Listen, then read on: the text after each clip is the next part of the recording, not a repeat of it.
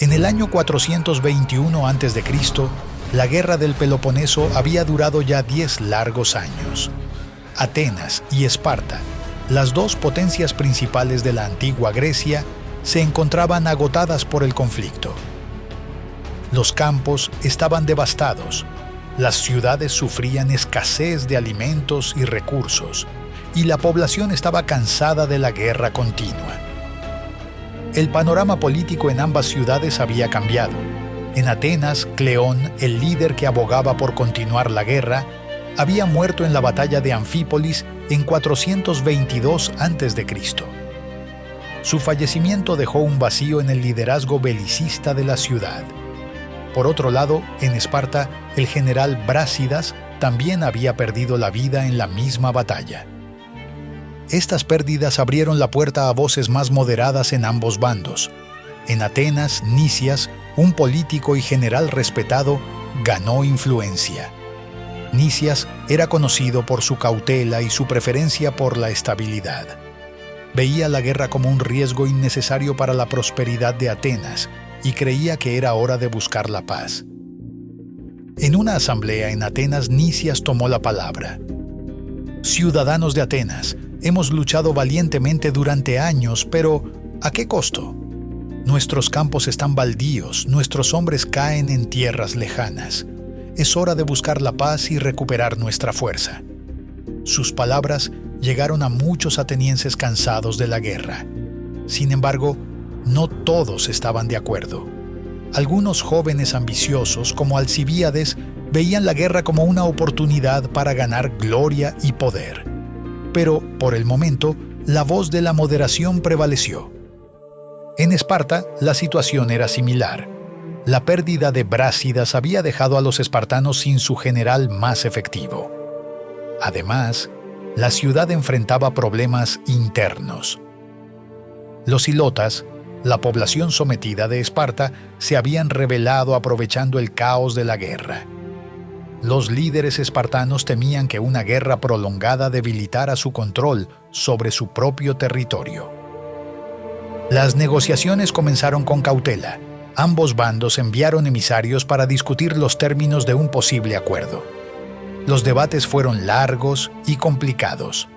Cada ciudad quería asegurar sus intereses y uno de los puntos más difíciles fue el destino de las ciudades y territorios conquistados durante la guerra.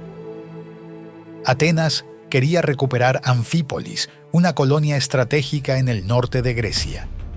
Esparta, por su parte, buscaba la liberación de los prisioneros espartanos capturados años atrás en la isla de Esfacteria. Las discusiones se extendieron por semanas. Los enviados iban y venían entre Atenas y Esparta, llevando propuestas y contrapropuestas. Finalmente, tras mucho debate, se llegó a un acuerdo. Los términos principales del tratado, que luego se conocería como la Paz de Nicias, incluían una tregua de 50 años entre Atenas y Esparta, la devolución mutua de territorios capturados durante la guerra, el intercambio de prisioneros, el respeto a las alianzas existentes antes del conflicto y un acuerdo para resolver futuras disputas mediante arbitraje. El tratado fue un compromiso. Ninguna de las partes obtuvo todo lo que quería, pero ambas vieron ventajas en el acuerdo. Para Atenas significaba la oportunidad de recuperarse y fortalecer su posición sin la amenaza constante de invasión. Para Esparta era una chance de consolidar su control interno y prepararse para futuros desafíos. En la primavera del 421 a.C., los representantes de ambas ciudades se reunieron para la firma oficial del tratado.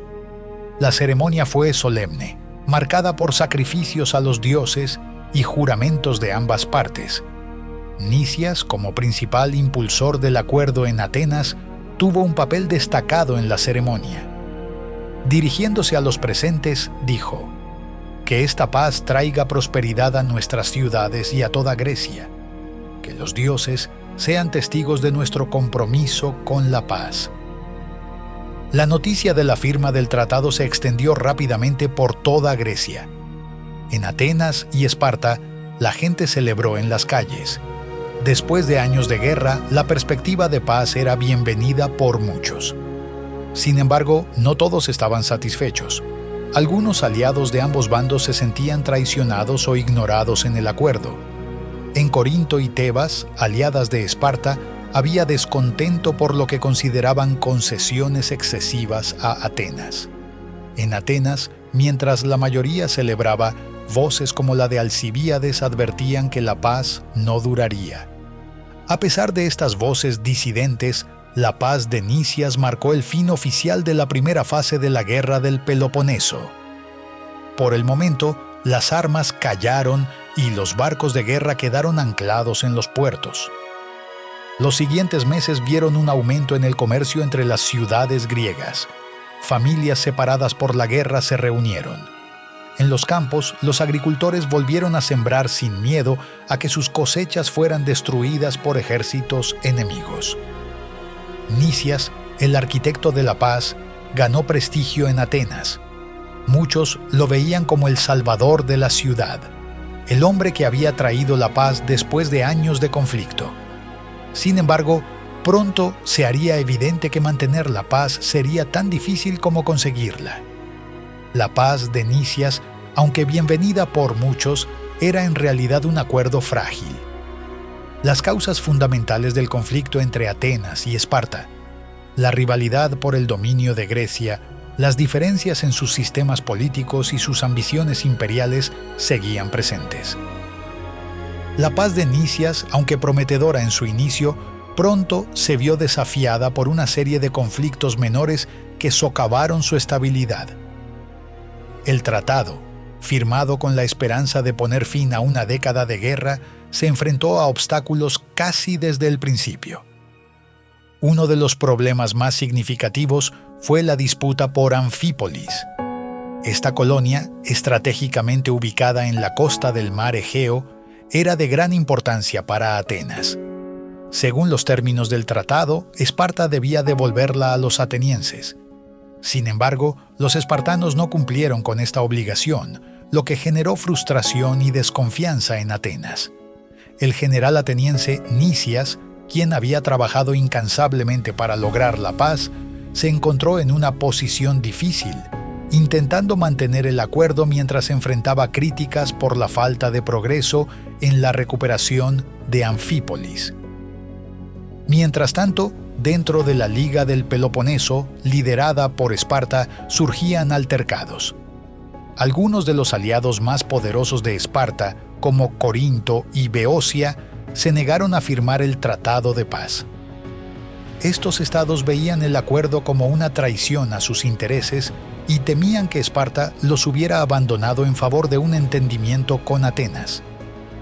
Esta situación creó tensiones dentro de la alianza espartana y limitó la capacidad de Esparta para cumplir plenamente con los términos del tratado. En Atenas, el político Alcibíades comenzó a ganar influencia. Joven, carismático y ambicioso, Alcibíades veía la paz como un obstáculo para sus aspiraciones y las de Atenas. Aprovechando el descontento por la situación de Anfípolis y otros incumplimientos del tratado, Alcibíades abogó por una política más agresiva. Sus argumentos encontraron un público receptivo entre los atenienses que sentían que la paz no había cumplido sus promesas. En el año 420 a.C., Atenas dio un paso audaz al formar una alianza con Argos, Mantinea y Élide. Esta nueva coalición, aunque no violaba directamente los términos de la paz de Nicias, fue vista con alarma por Esparta. Los espartanos lo interpretaron como un intento de Atenas de rodearlos y aislarlos en el Peloponeso, su propio territorio. Esta maniobra diplomática aumentó significativamente las tensiones entre las dos potencias. La situación llegó a un punto crítico en 418 a.C. con la batalla de Mantinea. Aunque este conflicto no involucró directamente a Atenas y Esparta, tuvo un impacto significativo en el equilibrio de poder en Grecia. La batalla enfrentó a Esparta contra la coalición liderada por Argos, que incluía tropas de Atenas. Los espartanos, bajo el liderazgo del rey Agis II, lograron una victoria decisiva, reafirmando su supremacía militar en el Peloponeso. La victoria espartana en Mantinea tuvo consecuencias de largo alcance, fortaleció la posición de Esparta dentro de su liga y debilitó la nueva alianza ateniense.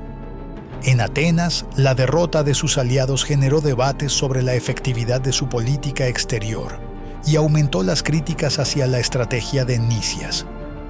Durante este periodo, también surgieron conflictos menores en otras partes del mundo griego. Disputas territoriales, rivalidades comerciales y luchas por influencia política continuaron ocurriendo, a pesar del Tratado de Paz. Estas fricciones constantes mantuvieron viva la desconfianza entre los estados griegos y dificultaron cualquier intento de consolidar una paz duradera. A medida que pasaban los años, se hizo cada vez más evidente que la paz de Nicias era más una pausa en las hostilidades que un verdadero fin del conflicto. Los líderes de ambos bandos, conscientes de las tensiones subyacentes, comenzaron a prepararse para la posibilidad de que la guerra se reanudara en cualquier momento. En este clima de incertidumbre y desconfianza, tanto Atenas como Esparta continuaron fortaleciendo sus posiciones militares y diplomáticas. La paz, que una vez se había celebrado como el fin de una era de conflicto, se estaba convirtiendo gradualmente en el preludio de una nueva fase de la guerra. La paz de Nicias, que había mantenido una tregua precaria entre Atenas y Esparta desde el 421 a.C., comenzó a desmoronarse lentamente en los años siguientes. A pesar de las intenciones iniciales de mantener la paz por 50 años, las realidades políticas y las ambiciones de ambas ciudades-estado pronto pusieron a prueba los límites del acuerdo. En Atenas, el debate sobre una posible expedición a Sicilia alcanzó su punto máximo. Alcibíades, un carismático y ambicioso político ateniense, se convirtió en el principal defensor de esta empresa. En la asamblea ateniense, Alcibíades argumentó apasionadamente: Sicilia nos ofrece no solo riquezas, sino la oportunidad de expandir nuestro imperio y debilitar a nuestros enemigos. Esto llamó la atención de atenienses jóvenes y ambiciosos, ansiosos por la gloria y las ganancias que prometía tal expedición.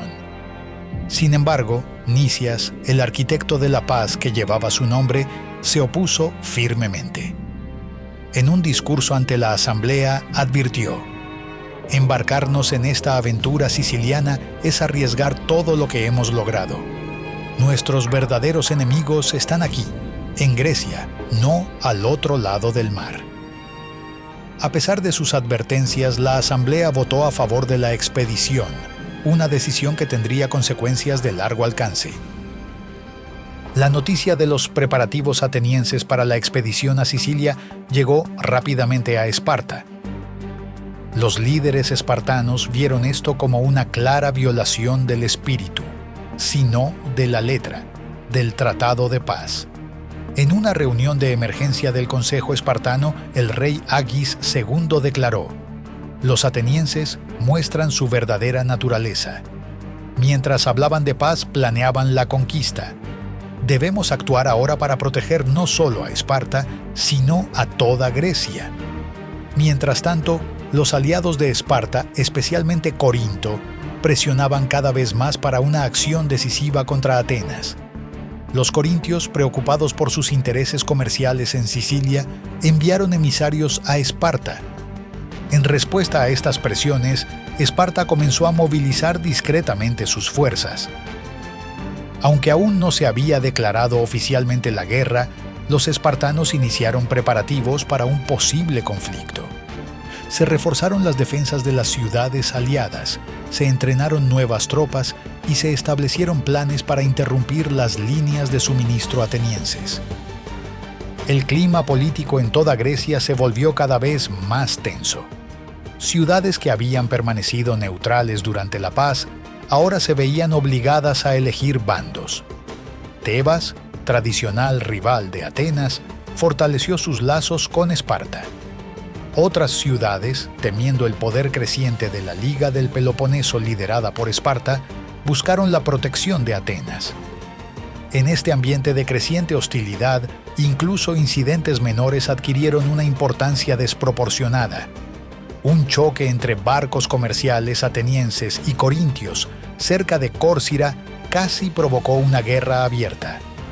Aunque el incidente se resolvió diplomáticamente, dejó claro cuán frágil era la paz. A medida que el año 414 a.C. llegaba a su fin, la paz de Nicias existía solo en nombre. Atenas y Esparta se encontraban efectivamente en un estado de guerra fría, con ambas partes preparándose activamente para el conflicto que consideraban inevitable. La decisión de Atenas de proceder con la expedición a Sicilia, a pesar de las advertencias de Nicias y otros, sería el catalizador final para la reanudación total de las hostilidades. Esta acción no solo desató la ira de Esparta y sus aliados, sino que también dividió a la propia Atenas, sentando las bases para uno de los periodos más turbulentos y decisivos de la Guerra del Peloponeso. Con la paz rota, Esparta y Atenas se prepararon para un nuevo enfrentamiento. Las negociaciones y los intentos de reconciliación quedaron en el pasado, y ambas ciudades sabían que solo la guerra decidiría el futuro de Grecia. Nicias, que había luchado por mantener la paz, se encontró aislado políticamente, mientras que Alcibíades y otros líderes militaristas tomaron el control de la política ateniense. Con la paz de Nicias en ruinas, Atenas y Esparta se preparaban para reanudar su conflicto. Sin embargo, antes de enfrentarse directamente, Atenas dirigiría su mirada hacia el oeste, hacia una isla rica y distante. Esta decisión marcaría el comienzo de una nueva fase en la guerra, una que pondría a prueba los límites del poder ateniense como nunca antes. Este video ha sido creado para el canal Historia y Mitología. Gracias por su interés en este periodo importante en la historia griega. Hasta la próxima.